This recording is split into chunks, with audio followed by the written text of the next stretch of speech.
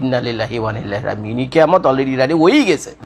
আর ইরানের যে ক্ষতিগুলো হয়েছে, ইরানের এই ক্ষতির যে ভিডিও ফুটেজগুলো আছে, কয়টা ভিডিও? আমি তো বলবো যে 1000 ভিডিওর ভিতরে একটা 1000 ঘটনার ভিতরে সম্ভবত 2-1টা ভিডিও ফুটেজ আপনাদের চোখের সামনে পড়েছে।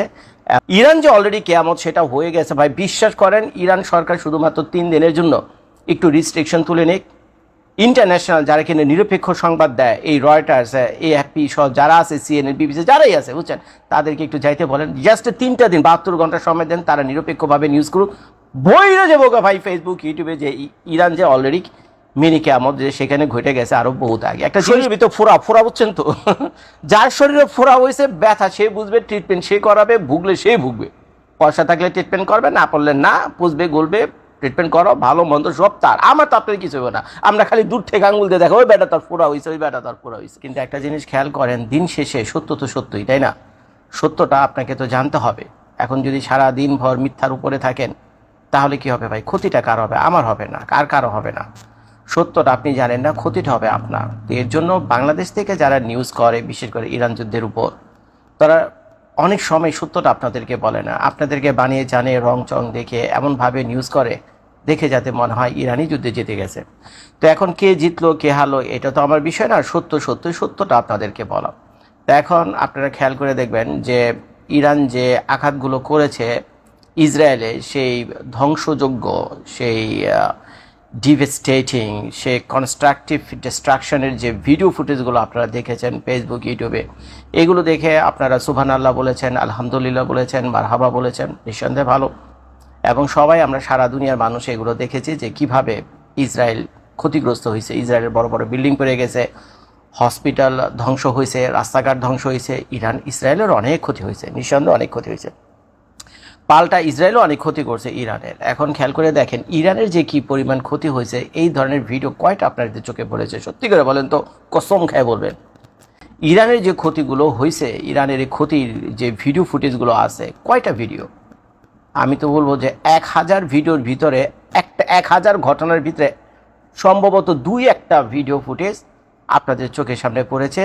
এবং সেটাও আবার ইরানের যে সরকারি টিভি চ্যানেল বা করসপন্ডিং যে কর্পোরেশন রয়েছে, ইরানের সরকারি বার্তা সংস্থা আর কি, তো তারা সেটা অ্যাপ্রুভ করে আপনাদেরকে দেখাচ্ছে। ফেসবুক ইউটিউবে আপনারা দেখেছেন, এবং অন্যান্য ইন্টারন্যাশনাল নিউজ রিপোর্টার্সরা এইটা নিয়ে তারপরে নিউজ করে দেখাচ্ছে যে ইরানের কী কী ক্ষতি হয়েছে।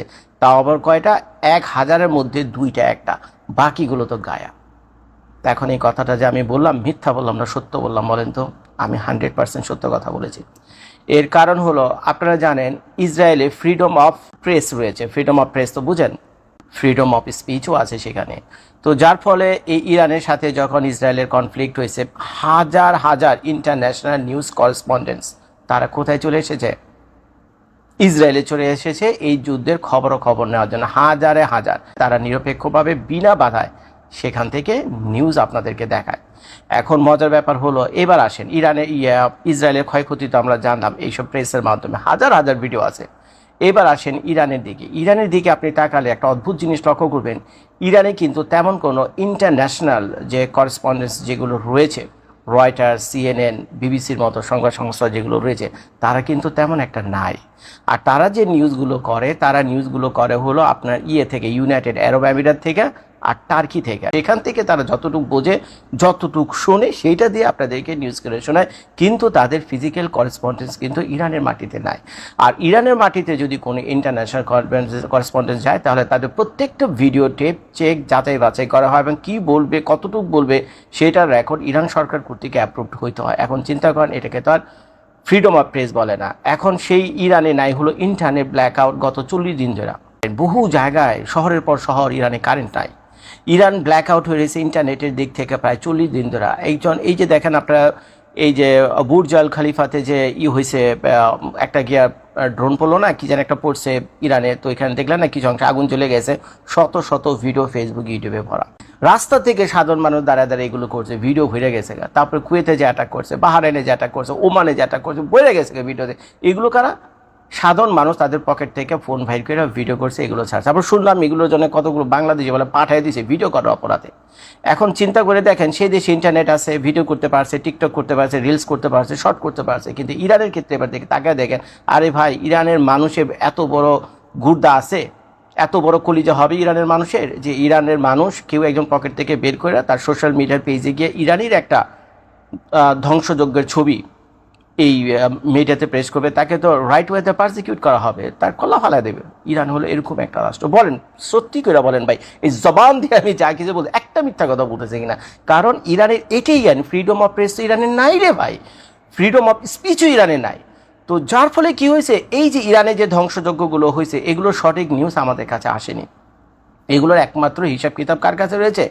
ইরানের জনগণ সেগুলো দেখতেছে, এবং ইরানের সরকার এটুকু জানে। যতটুকু দরকার ইরানের সরকার মনে করে আমাদেরকে জানানো দরকার, বহির্বিশ্বে জানানো দরকার, শুধুমাত্র ততটুকুই। এখন ইরানের জনগণ কোথায়, কিভাবে, কি হালে আছে, সেগুলো ভাই আমরা জানি না, জানার কথাও না।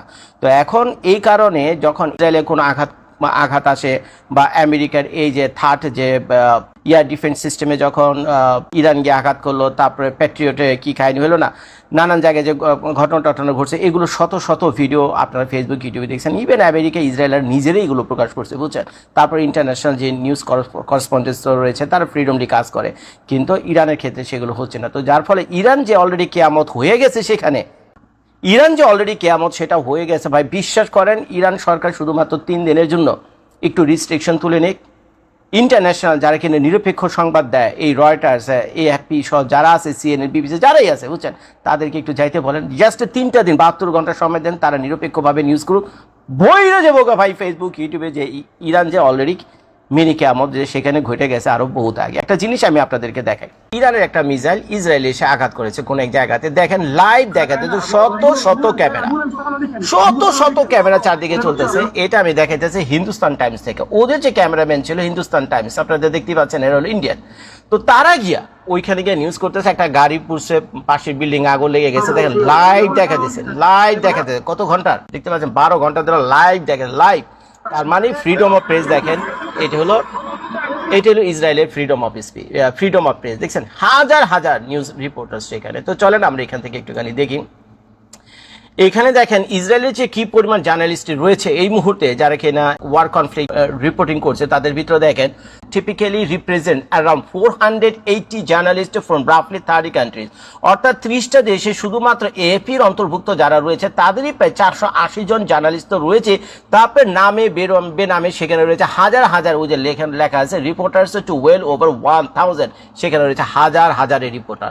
তো যার ফলে আমরা ইসরায়েলে কোনো ঘটনা ঘটলে বা আমেরিকার উপর কোনো ক্ষয়ক্ষতি হলে ফ্রিডমলি, মানে তাৎক্ষণিকভাবে আপনারা সারা ওয়ার্ল্ডে দেখতে পান তাদের এই ফ্রিডম অফ প্রেসের কারণে। কিন্তু ইরানের ক্ষেত্রে এবার আসেন, ইরানের কি অবস্থা দেখেন, ওই যে লেখা আছে লিমিটেড অ্যাক্সেস, দেখেন limited access. Major outlets Reuters, CNN, NYT typically rely on regional hubs in Turkey or the UAE, যেটা আমি বলেছিলাম তুরস্ক এবং ইউনাইটেড আরব আমিরাত থেকে তাদেরকে সংগ্রহ করতে হয়, rather than permanent Tehran office due to safety risk and restricted media freedom. ঠিক আছে, এই মিডিয়ামটা। তো এখন ওখানকার যে জনগণ আছে তারাও তো পারে না ওখান থেকে পকেট থেকে ফোন বের করে ভিডিও করে শর্ট রিলস বানায় আপনাদেরকে ফেসবুকে দেওয়ার জন্য, কারণ সেখান থেকে ইন্টারনেটও নাই। এইবার আসেন হলো ইরানের ক্ষয়ক্ষতি। দেখেন প্রাথমিকভাবে ইরান সরকার যেটা বলতেছে তাদের যে ক্ষয়ক্ষতি হয়েছে, ভাইরে ভাই, এই $1 ট্রিলিয়ন যে দেশের ক্ষতি হয়, যে দেশের সরকার বলে প্রায় আমার $1 ট্রিলিয়ন ক্ষতি হয়েছে, পেট্রোকেমিক্যাল অ্যান্ড এনার্জিরই ক্ষতি হয়েছে প্রায় কত, তারই প্রায় 85% এই $1 ট্রিলিয়ন। আপনি চিন্তা করতে পারেন $1 ট্রিলিয়ন কি পরিমাণ টাকার কি পরিমাণ ক্ষতি হয়েছে। ইরান সরকার বলতে এটা বাধ্য হয়েছে, কিন্তু এই টাকার এগেনস্টে যে ক্ষয়ক্ষতির ভিডিও আমাদের দেখার কথা ছিল সেগুলোকে আমরা দেখেছি, উত্তর হলো না, সেইগুলো আমরা দেখিনি, কারণ ইরান সরকার এগুলো আমাদেরকে দেখানি। শরীরের ভিতর ফোড়া বুঝছেন তো, যার শরীরে ফোড়া হয়েছে, ব্যথা সে বুঝবে, ট্রিটমেন্ট সে করাবে, ভুগলে সে ভুগবে। পয়সা থাকলে ট্রিটমেন্ট করবে, না পড়লে না, পুষবে গলবে, ট্রিটমেন্ট করো, ভালো মন্দ সব তার। আমার তো আপনার কিছু হবে না, আমরা খালি দূর থেকে আঙুল দিয়ে দেখা, ওই ব্যাটা তার ফোড়া হয়েছে, ওই ব্যাটা তার ফোড়া হয়েছে, এইটা দেখা ছাড়া আর বলা ছাড়া আমাদের কিন্তু করার কিছু নাই। তো কাজে আপনি কার পক্ষে বা কার বিপক্ষে এটা কোনো বিষয় নয়, কিন্তু ছোটোখাটো একটা কেয়ামত সেখানে হয়ে গেছে, বুঝছেন, ইরান, এতে কোনো সন্দেহ নাই। কারণ আমেরিকা, ইসরায়েল তারা কিন্তু বারবার বলেছে হাজার হাজার প্রিসিশন অ্যাটাক তারা করেছে, হাজারে হাজার। এর ভিতরে তারা স্যাটেলাইট থেকে যে ছবিগুলো তারা নিয়েছিল, স্যাটেলাইট থেকে যে ছবিগুলো তারা নিয়েছে আমেরিকা, ইসরায়েল, তারা কিন্তু সেই ছবিগুলো আপনাদেরকে দেখাচ্ছে, এবং সেগুলো ছিল অনেক সামান্য 1% তারও সন্দেহ আছে, বুঝছেন। কিন্তু অ্যাকচুয়াল যে ক্ষয়ক্ষতি, বুঝছেন, এগুলো তো যারা লোকাল ইরানিয়ান, যারা যদি ফ্রিডম অফ প্রেস সেখানে থাকতো, তারা আপনাদেরকে দেখাইতে পারবো যে ইরানে কি পরিমাণ মিনি কিয়ামত যে অলরেডি হয়েই গেছে। ইন্না লিল্লাহি ওয়া ইন্না ইলাইহি রাজিউন। মিনি কিয়ামত অলরেডি ইরানে হয়েই গেছে, আর হবে না, হয়ে গেছে অলরেডি। আবারও ভিডিওটা শেষ করার আগে আমি আপনাদের বলছি, মাত্র 3টা দিন আপনারা শুধুমাত্র সুযোগ দেন এই ইন্টারন্যাশনাল যে নিউজ এজেন্সিগুলো রয়েছে তাদেরকে একটু ফ্রিডম অফ প্রেস দেন, বুঝছেন। 72 আওয়ার্সের জন্য ইরানের দেখেন কি খবর আসে আপনাদের কাছে।